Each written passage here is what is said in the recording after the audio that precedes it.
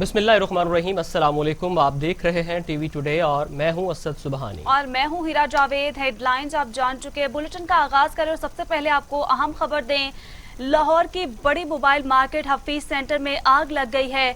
Hafeez centre में 40 से 50 दुकानें जलकर खाकिस्तर हो गई हैं। लाहौर की बड़ी मोबाइल मार्केट हफीज सेंटर में आग लग गई है।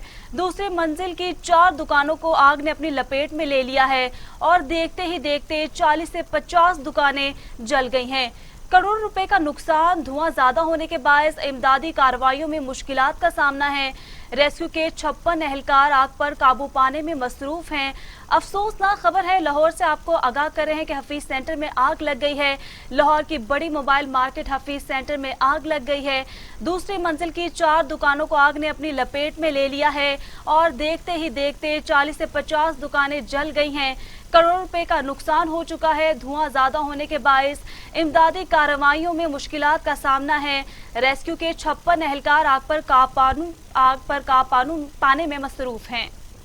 अहम खबर से आपको अपडेट कर रहे हैं। लाहौर की बड़ी मोबाइल मार्केट हफीज सेंटर में आग लग गई। दूसरी मंजिल की 4 दुकानों को आग ने अपनी लपेट में ले लिया और देखते ही देखते 40 से 50 दुकानें जल गईं। करोड़ों रुपए का नुकसान। धुआं ज्यादा होने के बायस इमदादी कार्रवाइयों में मुश्किलात का सामना। रेस्क्यू के 56 एहलकार आग पर काबू पाने में मसरूफ हैं।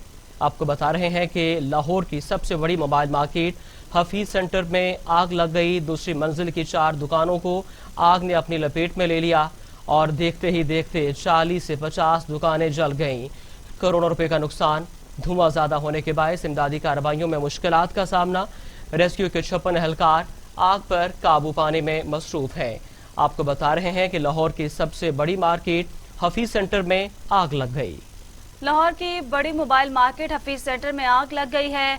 दूसरी मंजिल की 4 दुकानों को आग ने अपनी लपेट में ले लिया और देखते ही देखते 40 से 50 दुकानें जल गई हैं। करोड़ों रुपए का नुकसान हो चुका है। धुआं ज्यादा होने के बायस इमदादी कार्रवाइयों में मुश्किलात का सामना है। रेस्क्यू के 56 एहलकार आग पर काबू पाने में मसरूफ हैं। अफसोसनाक खबर है, लाहौर से आपको आगाह कर रहे हैं कि लाहौर की बड़ी मोबाइल मार्केट हफीज सेंटर में आग लग गई है। दूसरी मंजिल की 4 दुकानों को आग ने अपनी लपेट में ले लिया है और देखते ही देखते 40 से 50 दुकानें जल गई हैं। करोड़ों रुपए का नुकसान हो गया है। धुआं ज्यादा होने के बायस इमदादी कार्रवाइयों में मुश्किलात का सामना है। रेस्क्यू के 56 एहलकार आग पर काबू पाने में मसरूफ हैं। आपको बता रहे हैं कि लाहौर की सबसे बड़ी मोबाइल मार्केट हफीज सेंटर में आग लग गई। दूसरी मंजिल की 4 दुकानों को आग ने अपनी लपेट में ले लिया और देखते ही देखते 40 से 50 दुकानें जल गईं। करोड़ों रुपए का नुकसान हो चुका है। इस पर बात करने के लिए लाहौर से हमारे साथ मौजूद है नुमाइंदा टीवी टुडे शजरुद्दीन। जी शजरुद्दीन, बताइएगा आग लगने की वजूहात क्या सामने आई है और आग पर किस हद तक काबू पा लिया गया है? जी, ये सुबह 6 बजे से लगने वाली आग पर अभी तक काबू नहीं पाया गया और रेस्क्यू के मुताबिक ये जो आग लगी है ये शॉर्ट सर्किट की वजह से लगी है। और यहाँ पर मैं आपको बताता चलूँ, ये तीसरे और चौथे फ्लोर पर अभी तक आग पर काबू नहीं पाया गया।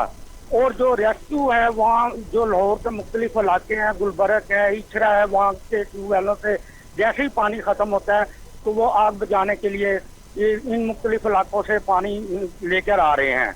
और यहाँ पर मैं आपको ये भी बताता चलूँ कि यहाँ पर हुकूमती नुमाइंदे रेंजर्स को भी तलब कर लिया गया है। सिक्योरिटी एहलकार भी यहाँ पर मौजूद हैं और रेस्क्यू जो है वो पूरी मेहनत के साथ इस पर जो है काबू पाने की कोशिश कर रहा है। लेकिन रेस्क्यू के मुताबिक यहाँ पर करोड़ों रुपए का जो नुकसान हो चुका है अभी तक, क्योंकि यहाँ पे मोबाइल और कंप्यूटर की बहुत बड़ी दुकानें हैं और ये आपको पता है कि ये लाहौर की सबसे बड़ी मार्केट है जहाँ पर पूरे पंजाब से जो लोग आते थे यहाँ पर खरीदो फरोख्त के लिए आते हैं।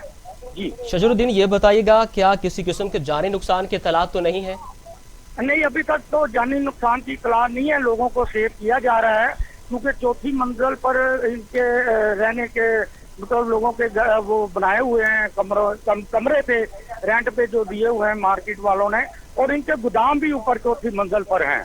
और जो फर्स्ट फ्लोर, सेकंड फ्लोर और बेसमेंट है, यहाँ पर मोबाइल की दुकानें ऊपर इनके गोदाम है। उन गोदामों में करोड़ों रुपए के मोबाइल, कंप्यूटर और दूसरा जो दीगर इलेक्ट्रॉनिक सामान है वो वहाँ पे रखते थे। जी शजरुद्दीन, ये बताइएगा, सुबह से आग लगी है, ताहाल काबू नहीं पाया जा सका, क्या मुश्किलात अभी पेश तक आ रही काबू- हैं? जी जी, मैं आपको बता रहा हूँ कि अभी तक जो काबू नहीं, बिल्कुल नहीं पाया जा रहा। ठीक है कि नहीं, आग जो है वो फैलती जा रही है और फ्रंट की तरफ से जो धुआं है ना वो फ्रंट की तरफ से आ रहा है और बैक की तरफ से वो कोशिश कर रहे हैं कि लोगों को जितना जल्दी हो सके हम रेस्क्यू करते जाएं। जी शजरुद्दीन, आज इतवार का जो रोज है धुआं और इतवार जो के धुआं रोज है, मैं छुट्टी आपको होती ये है भी बताता जी। चलूं कि जो धुआं है वो लोगों तो यहाँ पे लोग सिक्योरिटी एहलकार रेस्क्यू जो लोग हैं और बहुत कम लोगों ने यहाँ पे मास्क पहने हुए हैं। यहाँ पे जो सैकड़ों ताजर हैं वो बेचारे यहाँ पर अपने घरों से उठ के आ चुके हैं सुबह से लेके अब तक, और वो मतलब कोशिश कर रहे हैं कि जितना उनका सामान सेफ हो सके वो कर ले। लेकिन जो तीसरा चौथा फ्लोर है वहाँ पे तो नहीं रहा कि यहाँ से कोई सामान निकाल के ला सके। जो बेसमेंट है, फर्स्ट फ्लोर है, वहाँ तक वो बेचारे कोशिश कर रहे हैं कि जितना हो सके उनका सामान सेफ हो जाए। जी शजरुद्दीन, लेकिन आग लगने से बिल्डिंग कमजोर भी हो सकती है, तो क्या हिफाजती जी, इक़दाम नहीं बिल्कुल, उठाए जा रहे आप सही हैं? कह लोग रहे हैं, बेसमेंट में बिल्कुल जाकर आप- सामान निकाल रहे हैं। जी जी जी, बिल्कुल आप सही कह रहे हैं कि बिल्कुल कमजोर हो नहीं सकती, होगी है, तकरीबन होगी है। रेस्क्यू के मुताबिक तकरीबन जितनी तेजी से आग लगी हुई है जिससे काबू अभी तक नहीं पाया गया, तो ये बिल्डिंग तकरीबन 50% या 60% जो है वो कमजोर हो चुकी है। जी जी, ये भी बताइएगा कि जो इर्द गिर्द की इमारतें हैं उसको खाली करवा लिया गया है कि कोई जानी नुकसान ना हो? जी शजरुद्दीन, ये बताइएगा कि जो आसपास की इमारतें हैं क्या उन्हें भी खाली करवा लिया गया है? जी बिल्कुल नहीं, आसपास की जो इमारतें हैं ये क्योंकि उन फासले पे है सेंटर जो है और उसके बिल्कुल लेफ्ट और राइट पे जो इमारतें हैं वहाँ पे उनको बिल्कुल वहाँ को खाली नहीं कराया गया क्योंकि वो काफी फासला है। ठीक। ये बाद एक सेंटर बिल्डिंग है, इसके राइट और लेफ्ट पे जो है वो सड़कें निकलती हैं, ठीक है कि नहीं, बैक पे भी सड़कें निकलती हैं और ये सेंटर में है। जी दोबारा ये बताइएगा, रेस्क्यू के कितने एहलकार आग बुझाने में मसरूफ हैं? यहाँ पे रेस्क्यू के दर्जनों एहलकार जो है वो यहाँ पे मौजूद है, ठीक है कि नहीं, और जी। वो चारों बिल्डिंग के चारों तरफ से इस आग को बुझाने की कोशिश कर रहे हैं। जी बहुत शुक्रिया शजरुद्दीन, और आप मैं हमें जी दोबारा बताता जी, चलूं जी। कि रेस्क्यू क्योंकि यहाँ पे मतलब जितनी तेजी से आग लगी हुई है और पानी कम पड़ता जा रहा है, लेकिन रेस्क्यू जो है ना वो शेखपुर से भी उन्होंने रेस्क्यू की गाड़ियां मंगाई हैं पानी की, लेकिन मेरा ख्याल है कि इंतजामिया ने या सीएम साहब के नोटिस पे बात है कि जो ट्यूबवेल है ना जी। उनको दोबारा चलवा दिया गया है क्योंकि वक्फे से लाहौर के जो ट्यूबवेल होते हैं ना वो जी। बंद कर दिए जाते हैं 1-2 घंटे के लिए। लेकिन तो मेरा ख्याल है या सीएम साहब के ऑर्डर पे या इंतजामिया के ऑर्डर पे उनको दोबारा चला दिया गया है। और जो हफीज सेंटर के जो इर्द गिर्द के इलाके हैं जैसे गुलबर्ग है, इचरा है, मजंग है, फिरोजपुर रोड है, यहाँ से तमाम ट्यूबवेल से अब नजदीक से जो रेस्क्यू है जी। वो आग बुझाने के लिए पानी लेके आ रही है। और बहुत शुक्रिया शजरुद्दीन, आप हमें तफसीलात से आगाह कर रहे थे। गाहे बगाहे आपसे तफसीलात लेते रहेंगे। ये अफसोसनाक मंजर आप अपनी टेलीविजन स्क्रीन पर देख सकते हैं। मोबाइल की सबसे बड़ी मार्केट लाहौर की, वहां पर आग लग गई है जिससे करोड़ों रुपए का नुकसान हो चुका है और रेस्क्यू के दर्जनों एहलकार आग बुझाने के अमल में मसरूफ हैं।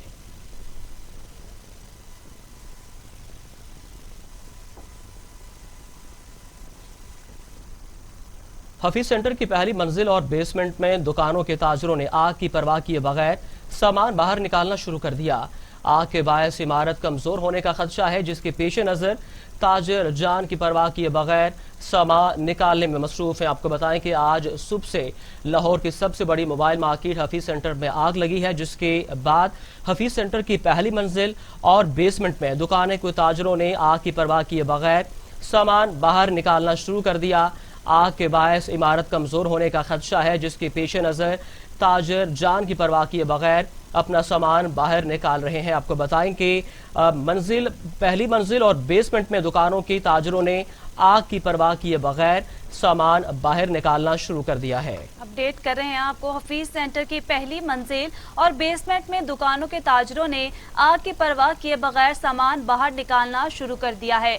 आग के बायस इमारत कमजोर होने का खदशा है, जिसके पेश नजर ताजिर जान की परवाह किए बगैर अपना सामान निकालने में मसरूफ हैं।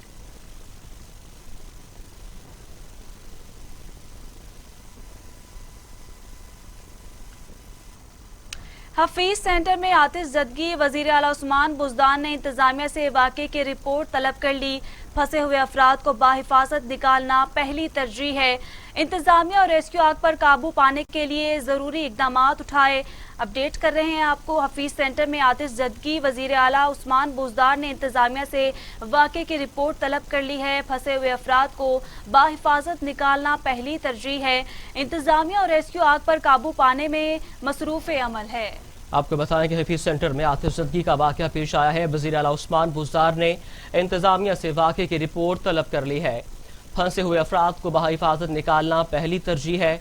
इंतजामिया और रेस्क्यू आग पर काबू पाने के लिए जरूरी इकदाम उठाएं, अहकाम दिए गए हैं। वज़ीर आला पंजाब उस्मान बुज़दार की जानिब से आज सुबह हफीज सेंटर में आग लगी है, जिसके बायस पहली और दूसरी मंजिल शदीद आग की लपेट में है, जिससे करोड़ों रुपए के नुकसान का खदशा है।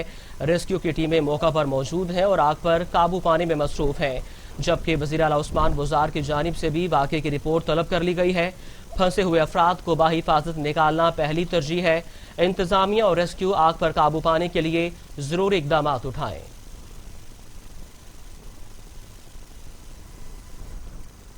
खबरों का सिलसिला आगे बढ़ाते हैं। मुस्लिम लीग नून की रहनुमा मरियम नवाज कहती हैं, वज़ीर आज़म की तकरीर एक हारे हुए शख्स की तकरीर थी। मियां नवाज शरीफ ने तो वज़ीर आज़म का नाम ही नहीं लिया। वैसे भी बड़े लोगों की लड़ाई में छोटों का कोई काम नहीं है। हुकूमत को अभी कुछ दिखाई नहीं देगा, जल्दी सब कुछ नजर आ जाएगा। ये भी कहा कि हम आम जेल में ही रहते थे, कोई सहूलत नहीं मिलती थी। इमरान खान धमकियां किसी और को दें, हम गिरफ्तारियों से नहीं डरते।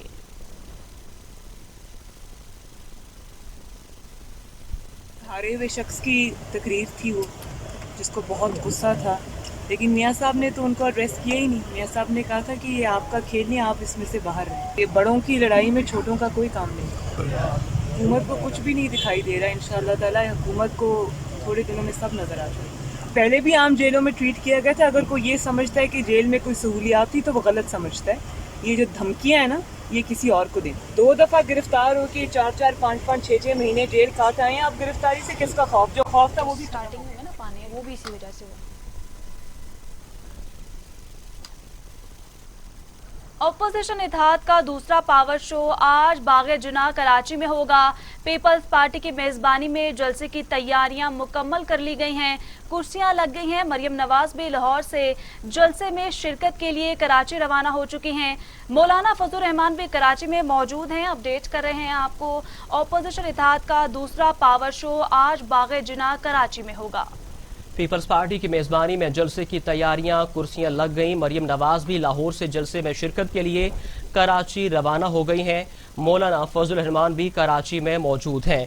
आपको बताएं कि पीडीएम का आज कराची में जलसा होने जा रहा है। लाहौर में गुजरावाला में कामयाब पावर शो के बाद आज दूसरा पावर शो बागे जुनाह कराची में होगा।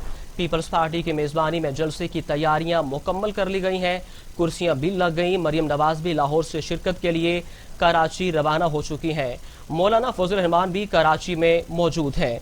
आपको बताएं कि आज अपोजिशन का इत्तेहाद दूसरा पावर शो बागे जुनाह कराची में होगा। पीपल्स पार्टी की मेजबानी में जलसे की तैयारियां मुकम्मल कर ली गई हैं। इस पर बात करने के लिए कराची से हमारे साथ मौजूद हैं ब्यूरो चीफ कराची मलिक मुनव्वर हुसैन। मलिक मुनव्वर हुसैन, बताइएगा जलसे की तैयारियां मुकम्मल कर ली गई हैं और कितनी कुर्सियां लगाई गई हैं जलसागाह में? जी असद सुबहानी, बड़ा शहर और आज बड़ा मार्का है। पाकिस्तान डेमोक्रेट मूवमेंट ने आज दूसरा बड़ा पावर शो कराची शहर में करना है और इसका इंतखाब किया गया है बानी पाकिस्तान क़ायद-ए-आज़म हज़रत मोहम्मद अली जिन्ना के निगार के अक़ब में बाग़े क़ैद में। बहुत बड़ा ग्राउंड है ये और इस ग्राउंड में 50,000 के लगभग कुर्सियां लगाई गई हैं। इस पंडाल को बरकी कमकों, पार्टी परचमों, जो मुख्तलिफ पीडीएम की 11 पार्टी उनके परचमों से सजा दिया गया है। जबकि 160 मीटर जो फुट जो है लंबा स्टेज तैयार किया गया है, जबकि 60 फुट चौड़ा है। 80 फुट वो स्टेज है जहां पर मरकजी कैदीन बैठेंगे, जबकि उसके दोनों तरफ 40-40 फुट के और अलग से तैयार किए गए हैं, जिनकी थोड़ी हेड भी नीचे रखी गई है। तो वहां पर सूबाई जो लीडरान होंगे वो वहां पर बड़ा जमान होंगे नशिस्तों पर। मगर मैं आपको बताता चलूं कि इस जलसे की भरपूर तैयारियां जो गुज़िश्ता कई रोज से जारी थी। पाकिस्तान पीपल्स पार्टी इसकी मेजबान है और पीपल्स पार्टी कराची डिवीजन रात दिन एक करके उन्होंने इस पंडाल को सजा दिया और तैयारियां मुकम्मल कर ली गई हैं। पाकिस्तान डेमोक्रेट मूवमेंट के जो सरबराह हैं सदर मौलाना फजल रहमान साहब वो रात गई कराची पहुंच चुके हैं, जबकि अब से कुछ देर बाद पाकिस्तान मुस्लिम लीग नवाज की जो मर्जी रहनुमा है मरियम नवाज शरीफ साहबा वो भी कराची पहुंचेंगी और उनको रिसीव करने के लिए पाकिस्तान मुस्लिम लीग नवाज के जो कारकुनान हैं वो बड़ी तादाद में एयरपोर्ट की तरफ जमा हो चुके हैं, जो कि उन्हें जुलूस की शक्ल में वहां से लाया जाएगा और मिज़ार कैद पर उन्होंने पहुंचना है। मिज़ार कैद पर हाजिरी देने के बाद मुफ्ती इस्माइल के घर जाएंगे, जबकि बाद वो इस जलसे में शरीक भी होंगे। अब मैं आपको बताता चलूं कि असदुबानी इसमें पुलिस की नफरी को इजाफी तौर पर तैनात किया गया है। 4,500 पुलिस एहलकार तैनात किए गए, जिनमें SSU के कमांडोज भी हैं, स्पेशल फोर्स के जवान भी हैं और 112 लेडी जो कमांडोज हैं उनको भी तैनात किया गया, जो कि स्टेज के आसपास उनको तैनात किया जाएगा।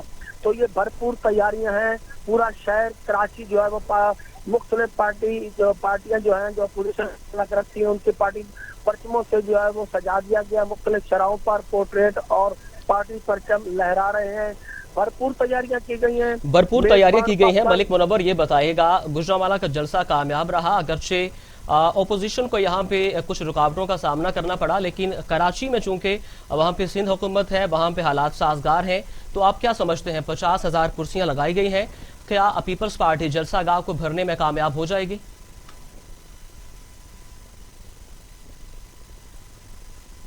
एक रैली निकाली थी जो कि सिंध की तकसीम के हवाले से थी। कराची के ऊपर उनका इशू था और वो बहुत बड़ी रैली थी, वो जबरदस्त रैली जो कि उन्होंने आयशा मंडल बेरिया जिला बस्ती के मकाम से शुरू की थी और एम्प्रेस मार्केट पर उसका काम था। जबरदस्त पीपल्स पार्टी ने वो पावर शो किया था। उससे तो अब अंदाजा लगाया जा सकता है कि ये 50,000 जो कुर्सियां लगाई गई हैं उनको भरना उनके लिए कोई मुश्किल नहीं है, क्योंकि पाकिस्तान पीपल्स पार्टी ने बहुत जबरदस्त वर्किंग की और विंटेज उनको ये हासिल है कि वो खुद उनकी हुकूमत है सुबह सिंध में और कराची में भी उनका अच्छा जो है इस वक्त हो जा रहा है। और इसके अलावा उन्होंने बाहर भी बहुत बड़ा इंतजाम किए हैं, पार्किंग का इंतजाम किए हैं, लोगों का इन शराहों पर जो ठहरने के हवाले से उन्होंने इंतजाम किए हैं कि अगर पंडाल भर जाता है तो बाहर भी लोग जो आसानी वहाँ पर जमा हो सकेंगे। जी जी तो मलिक मुनव्वर, आखिरी सवाल आपसे ये बताइएगा कि यहाँ पे गुजरांवाला में कुछ मिसमैनेजमेंट नजर आई, जो पावर शो था, जलसा था, काफी देर से शुरू हुआ, तो कराची में जो जलसे का वक्त क्या रखा गया है? असदुमानी 4 बजे तो जलसे का वक्त रखा गया है कि इसमें 4 बजे शुरू होना लगता, मगर थोड़ा क्योंकि आज शहर कराची में हवा तो चल पड़ी है, गर्मी का जोर तो वैसे ही है, तपिश है, मगर ये जैसे ही 5-6 बजेंगे तो जलसे में लगता है कि मगरिब तक ये जलसा शुरू हो जाएगा।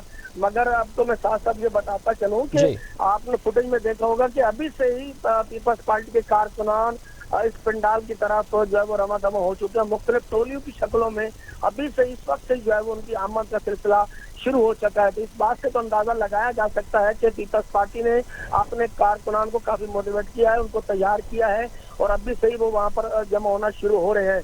तो 5 बजे तक या 6 बजे तक ये पंडाल लगता है कि काफी भर जाएगा और बाकायदा जलसे का आगाज भी हो जाएगा। जी ब्यूरो चीफ कराची मलिक मुनव्वर, बहुत शुक्रिया तफसीलात से आगाह करने के लिए।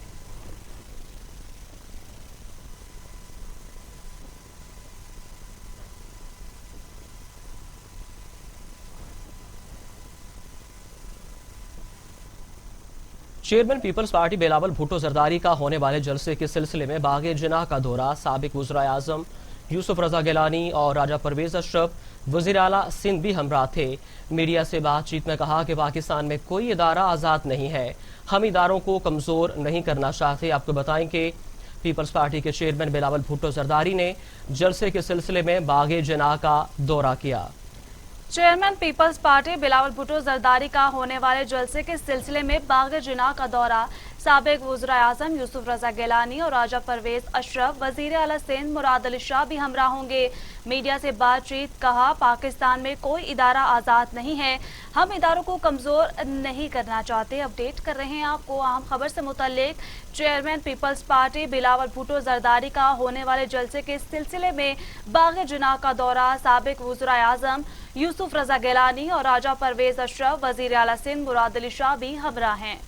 मीडिया से बातचीत में कहा, पाकिस्तान में कोई इदारा आज़ाद नहीं है, हम इदारों को कमज़ोर नहीं करना चाहते। वज़ीर आज़म इमरान खान ने इस्लामाबाद में टाइगर फोर्स कन्वेंशन से खिताब में नवाज शरीफ को आड़े हाथों ले लिया। वज़ीर आज़म ने कहा कि नवाज शरीफ ड्रामेबाजी करके लंदन गए।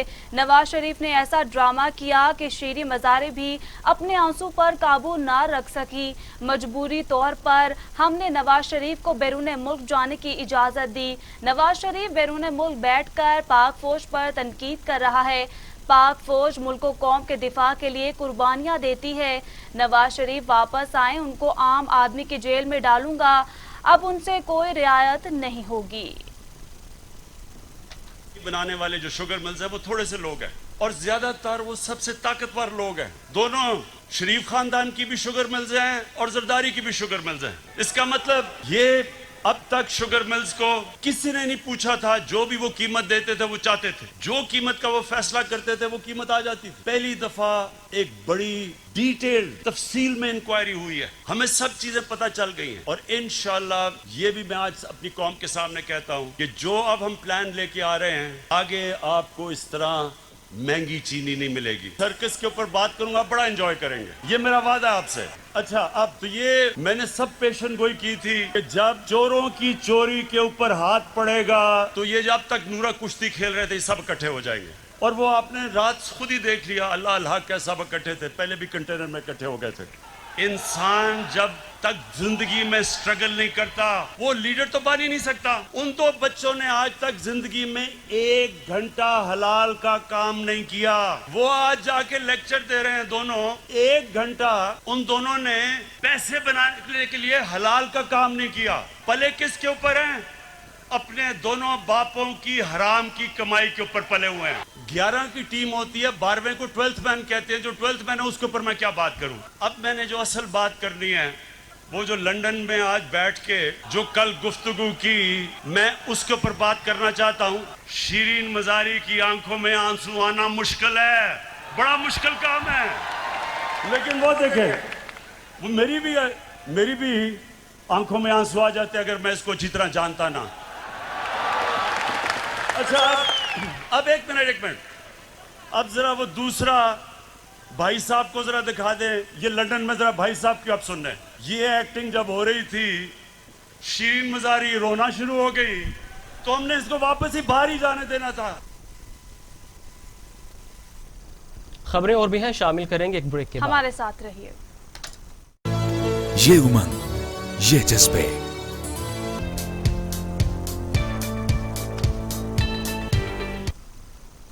इलाकाई खबरों में सबसे पहले आपको बताएं कि गढ़ महाराजा में फलों और सब्जियों की कीमतें आसमान से बातें करने लगी हैं। अदरक की कीमत में 100 रुपये इजाफा, जबकि सब्ज मिर्च और टमाटर की कीमतों में 50 से 60 रुपये इजाफा हो गया है। शहरी परेशान है। तफसीलात जान लेते हैं आमिर अली से। जी आमिर अली, आगाह कीजिएगा। जी बिल्कुल, गढ़ महाराजा में जो सब्जियों की कीमतें हैं वो आसमान से बातें करने लगी हैं। हुकूमत की जानिब से मुतअद्दिद बार ये ऐलान किया गया है कि इन कीमतों को कंट्रोल किया जाए, लेकिन इंतज़ामिया इस वक्त पूरी तरह नाकाम है। जो दुकानदार हैं वो अपनी मनमर्जी कर रहे हैं, रेट अपनी मर्जी से लगा रहे हैं। अक्सर दुकानदारों के पास रेट लिस्ट ही मौजूद नहीं होती। इस वक्त हमारे साथ कोई शहरी मौजूद है, मज़ीद उनसे बात करते हैं कि उनका क्या कहना है इसमें। जी बिल्कुल, इसी तरह है कि सब्ज़ी के रेट बहुत ज़्यादा बढ़ गए हैं, तो हमारे ज़राई मुल्क होने के बावजूद हमारी सब्जियों के कीमतों में इजाफा हुआ है। सब्ज़ी की दुकान पे गरीब बंदा तो जा नहीं सकता, तो 80, 100, 120 तक आलू मिलता है जो कि हर सब्ज़ी में यूज़ होता है। उसके बाद जो टमाटर है 140-150 तक वो मिल रहा है। हमारा ज़राई मुल्क होने का क्या फ़ायदा? दुनिया में हमारा मुल्क ज़राई मुल्कों में इस्तेमाल हो गया, सबसे नंबर 1 पे है तकरीबन।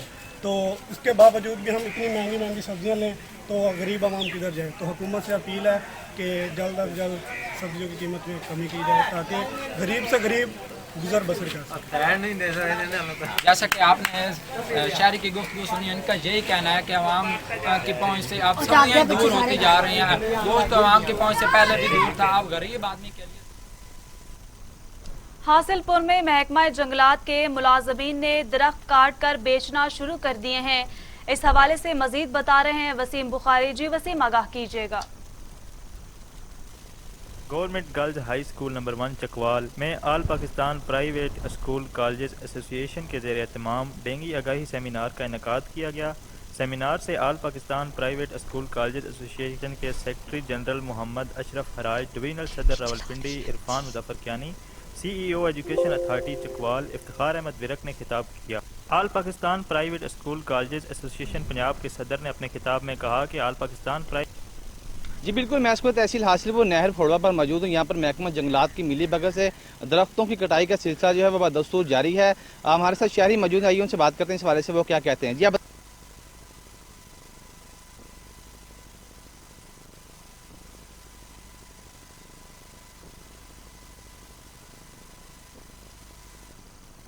Government girls high school number 1 Chakwal में all Pakistan private school colleges association के ज़ेर एहतमाम डेंगू आगाही सेमिनार का इनेकाद किया गया।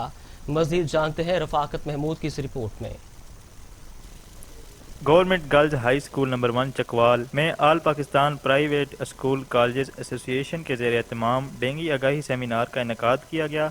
सेमिनार से all Pakistan private school colleges association के secretary general Mohammad Ashraf Haraj, divisional सदर Rawalpindi Irfan Muzaffar Kiyani, CEO education authority Chakwal Iftikhar Ahmed Virk ने खिताब किया।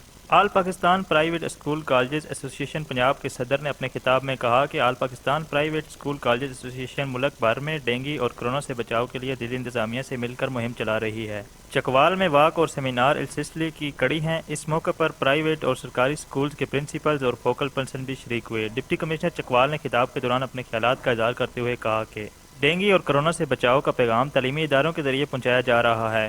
ज़िला चकवाल अब तक डेंगू फ्री है, कोरोना से भी निजात दिलाएंगे। पंजाब में चकवाल को मॉडल ज़िला बनाकर मुनफरिद मकाम दिलाने का अज़्म रखता हूँ। इस मौके पर डेंगू के मुतालिक मुकम्मल आगाही फराहम की गई। प्राइवेट और सरकारी स्कूलों के तलबा और तलबात ने भी सेमिनार में हिस्सा लिया। कैमरामैन टीम के साथ रिफाकत। मंडी बहाउद्दीन के निजी कॉलेज में तलबा को ट्रैफिक कवानीन से आगाही के सिलसिले में सेमिनार का इनेकाद किया गया, जिसमें district police officer Syed Ali Raza Bukhari और district traffic officer Tariq Shafi ने शिरकत की। मंडी बहाउद्दीन से मुदस्सर अबान की रिपोर्ट देखिए। मंडी बहाउद्दीन में ट्रैफिक पुलिस और निजी कॉलेज की तरफ से ट्रैफिक कवानीन की आगाही के सिलसिले में सेमिनार मुनक्कद किया गया, जिसमें district police officer Syed Ali Raza Bukhari और district traffic officer Tariq Shafi ने शिरकत की। Principal college professor Yasir Arafat ने डिस्ट्रिक्ट पुलिस ऑफिसर और डिस्ट्रिक्ट ट्रैफिक पुलिस ऑफिसर का इस्तकबाल करते हुए फूलों के गुलदस्ते पेश किए। District police officer Syed Ali Raza Bukhari ने district traffic officer Tariq Shafi और प्रिंसिपल कॉलेज यासर अरफात को तलबा में ट्रैफिक कवानीन से आगाही के सिलसिले में शानदार प्रोग्राम के इनेकाद पर एजाजी शील्ड पेश की। बाद अज़ा कॉलेज के उस्ताज़ा को ट्रैफिक वॉलंटियर्स कोर्स करने पर एजाजी कैप्स और सर्टिफिकेट से भी नवाजा गया। डिस्ट्रिक्ट पुलिस ऑफिसर ने तलबा से खिताब करते हुए इन्हें ट्रैफिक कवानीन पर अमल करने की तलकीन की। उन्होंने कहा कि ट्रैफिक कवानीन रोड यूजर की हिफाजत के ज़ामिन है, इसलिए दौरान ड्राइविंग ट्रैफिक कवानीन को कभी नजरअंदाज न करें। कैमरा टीम के साथ Mudassar Awan, TV today news, Mandi. मज़ार कायद कराची से 18 सितंबर को अमन सफ़र का आगाज़ करने वाला मुल्तान का रिहायशी महर फैसल नामी नौजवान चीचा वतनी पहुँच गया। पैदल अमन वॉक करने वाले नौजवान महर फैसल का कहना है कि मेरा पैदल अमन वॉक करने का मकसद पाक फौज से इजहार यकजहती है। दुनिया को बताना चाहता हूँ पाकिस्तान पुरअमन मुल्क है। ये सफ़र जो मैं कराची से शुरू किया है मज़ार कायद से 18 सितंबर को पीसफुल पाकिस्तान के नाम, मेरा मैसेज बताना था लोगों को, बाहर के लोगों को चाहे अंदर के लोगों को, ये बताना था कि पाकिस्तान एक पुरअमन मुल्क है और किसी किस्म की फ़िरकावारियत, किसी किस्म की दहशतगर्दी नहीं है। मैं जहाँ जहाँ से गुज़रा लोगों ने मोहब्बत दी, प्यार दिया और रहने को जगह दी। मैं यहाँ चीचा वतनी वालों का शुक्रिया अदा करता हूँ जिन्होंने अच्छा वेलकम दिया मुझे, और पाक फ़ौज का शुक्रिया जिनकी वजह से आज पाकिस्तान पूरा अमन मुल्क है बना। जज़ाकल्लाह। बस मैं लोगों से सपोर्ट की ज़्यादा से ज़्यादा सपोर्ट की कहूँगा कि ये सफ़र जो है जो मुश्किल सफ़र है इसे मैं मुमकिन करके दिखाऊँ सिर्फ आप लोगों की दुआओं की। बलोचिस्तान अवामी पार्टी के मरकजी रहनुमा मीर रामीन जान मोहम्मद हुस्नी की जानिब से PDM के खिलाफ और हुकूमत की हिमायत में एक रैली और जलसे का एहतमाम किया गया। बलोचिस्तान अवामी पार्टी के मरकजी रहनुमा मीर रामीन मोहम्मद हुस्नी ने खिताब करते हुए कहा कि 100 अरब और बलोचिस्तान के अवाम ने PDM में और अपोजिशन को करारा जवाब देकर 25 अक्टूबर के जलसे से पहले अपना रेफरेंडम दे दिया है। वो कौम परस्त जमातें जिन्होंने बलोचिस्तान के नाम पर 10 अरब तो ले लिए लेकिन हुकूमत के साथ 10 महीने भी टिक न सकें। उनका मजीद कहना था कि हम 2 पाकिस्तान नहीं एक पाकिस्तान चाहते हैं। निजी फलाही इदारे की जानिब से गरीब और मुस्तहिक लड़के और लड़कियों की इज्तिमाई शादियों का एहतमाम किया गया। तकरीब में गवर्नर पंजाब चौधरी सरवर भी शरीक हुए। इसी पर आरिफवाला से आबिद हुसैन कंबो की रिपोर्ट देखिए। वही गांव 2EB में निजी फाउंडेशन के जेर इंतजाम 20 जोड़ों की इज्तिमाई शादी की तकरीब सजाई गई। तकरीब में गवर्नर पंजाब ने मेहमान खुसूसी के तौर पर शिरकत की। तकरीब में खिताब के दौरान गवर्नर पंजाब ने न्योबाता जोड़ों को मुबारकबाद दी और नेक ख्वाहिशात का इजहार किया। तमाम हमारे बेटे और बेटियां जिनकी आज शादी हुई है, जिसके लिए मैं यहाँ पर आया हूँ, मेरी दुआ है कि अल्लाह ताला आपकी शादियाँ जो हैं इनको कामयाब फरमाए। 2 फैमिलियों का जो आपस में इत्तेहाद है वो भी बड़ा ज़रूरी होता है। तो मेरी वेल विशेस और नेक दुआएं आप सब के साथ हैं। इस मौका पर गवर्नर पंजाब चौधरी सरवर ने दुल्हनों को अपने हाथों से गिफ्ट भी दिए। तकरीब में दुल्हे और दुल्हनों के रिश्तेदारों समेत डिप्टी कमिश्नर, DPO पाकपतन और इलाका के मुअज़्ज़िज़ीन की बड़ी तादाद में शिरकत की। सांगला हिल में पाक ब्रिटिश आर्ट्स इंटरनेशनल के ज़ेरे एहतमाम महफिल मुशायरा की तकरीब मुनक्किद की गई। सांगला हिल में सीनियर जर्नलिस्ट खालिद महमूद चौधरी के एजाज में महफिल मुशायरा की तकरीब मुनक्किद की गई। तकरीब के मेहमान खुसूसी मलिक खालिद जावेद, चेयरमैन उशर ज़कात नारोवाल ने अपने ख्यालात का इजहार करते हुए कहा, सांगला हिल एक इल्मी और अदबी शहर है और सांगला हिल के लोगों की मोहब्बतों को मैं कभी फरामोश नहीं कर सकता। महफिल मुशायरा में मुल्क के नामवर शोराए कराम ने शिरकत की, जिनमें नईम साकिब, समीउल्लाह उर्फी, दानिश नकवी, मिस नरगिस, अहमद सईद, सैयद राशिद आरिफ, राशिद मंजूर और दीगर ने शिरकत की। शोराए कराम ने उर्दू पंजाबी के शेर और नज़में सुनाकर हाजरीन से खूब दाद पाई। अहमदपुर शर्किया के नवाही इलाके घुलवा के रहायशी बशीर ने चौकी इंचार्ज लियाकत के खिलाफ एहतजाज करते हुए कहा कि लियाकत नफरी के हमरा हमारे घर घुस आया और हमारे खिलाफ झूठी FIR दर्ज कर दी। बशीर ने अपने रिश्तेदारों के हमरा एहतजाज करते हुए कहा कि चौकी इंचार्ज लियाकत 4 दीवारी का तकद्दुस पामाल करते हुए हमारे घर घुस आया। मेरा 10 साल का बेटा है जो दीनी तालीम हासिल करने के लिए 6 माह से बहावलपुर एक मदरसे में तालीम हासिल कर रहा है। उसको भी छोटी FIR में नामजद किया गया है। बशीर ने DPO बहावलपुर सुहेब अशरफ, DSP अहमदपुर शर्किया बख्तियार अहमद से मुतालबा किया है कि हमारे खिलाफ जो नाजायज FIR दर्ज हुई है वो खारिज की जाए।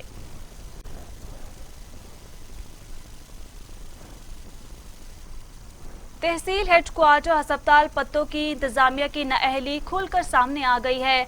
अस्पताल में इस्तेमाल होने वाला अशिया खुले आसमान तले खराब होने लगी हैं। सफाई के नाकस इंतजाम, जगह जगह खड़ा गंदा पानी डेंगू का सबब बनने लगा है। पत्तों की तहसील हेडक्वार्टर अस्पताल में इंतजामिया आवाम को सेहत की सहूलियात फराहम करने की बजाय शहरियों की जिंदगी से खेलने लगी।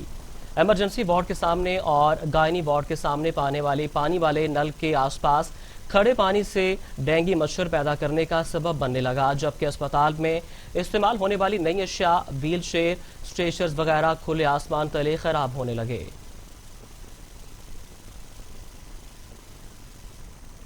जिला जंग में सर्कल शोरकोट पुलिस की बेहतरीन कारकर्दगी, SHO अलमदार हुसैन बेहतरीन SHO करार पाए। DPO जंग सरफराज खान बिरक ने SHO को नकदी कैश इनाम दिया और सर्टिफिकेट से नवाजा गया। जंग से सर्कल पुलिस शोरकोट की बेहतरीन कारकर्दगी, SHO थाना शोरकोट अलमदार हुसैन बेहतरीन SHO करार पाए। DPO जंग ने SHO अलमबरदार को हुसैन को नकदी कैश पेश किया और सर्टिफिकेट भी दिया।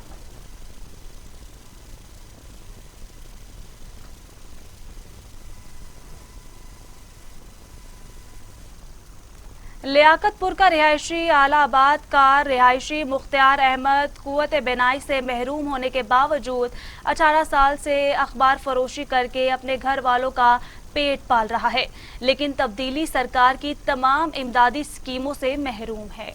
बस्ती हुसैन अहमद का रिहायशी मुख्तार अहमद न सिर्फ खुद आंखों की नेमत से महरूम है, बल्कि एक भाई और एक बहन भी पैदाइशी नाबीना है। माँ बीमार है, बिस्तरे मर्ग पर पड़ी है। मुख्तार अहमद का वालिद भी 2001 में इंतकाल कर चुका है। मुख्तार अहमद घर का खुद कफील है। कुव्वत बिनाई से महरूम मुख्तार अहमद 18 साल से अखबार फरोश करके अपने नाबीना भाई बहन और बुजुर्ग माँ का पेट पालता है और ना चाहते हुए भी सारा दिन बस अड्डों के धक्के खाने पर मजबूर है।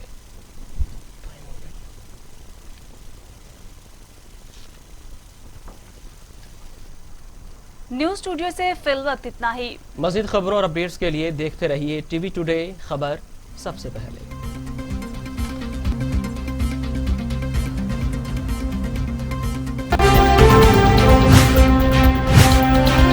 टीवी टुडे, खबर सब